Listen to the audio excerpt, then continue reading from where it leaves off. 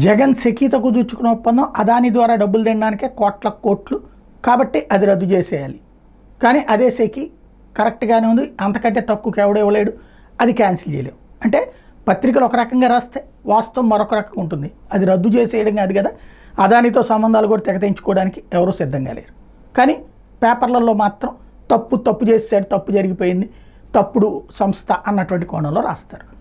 అట్లాగే 22A ఏదైతే అంతకుముందు ఉన్నటువంటి ప్రభుత్వం ఎప్పటి నుంచో దశాబ్దాల నుండి పేదల చేతుల్లో ఉన్నటువంటి భూముల్ని వాళ్ళకే రిజిస్టర్ చేసేటటువంటి వ్యవహారానికి సంబంధించి తప్పు దోచుకోవడానికి దాచుకోవడానికి అంటూ పుంకాను కథనాలు పత్రికలు, అదే సందర్భంలో రాజకీయంగా మొన్న ఎన్నికల ముందు మీది లాగేసుకుంటారు తీరా చూస్తే ఇప్పుడు అదే 22A కరెక్ట్, వాళ్ళకే రిజిస్ట్రేషన్ చేస్తారు. ఇది మార్పు. అంటే అప్పుడు తప్పు, ఇప్పుడు ఒప్పు. వాళ్ళు చేస్తే తప్పు, మనం చేస్తే ఒప్పు. రీసర్వే అప్పుడు చేస్తే తప్పు, ఇప్పుడు చేస్తే ఒప్పు. ఇట్లాగుంటుంది మనకి పేపర్లు కానీ, రాజకీయ విధానం కానీ, స్టైల్ కానీ.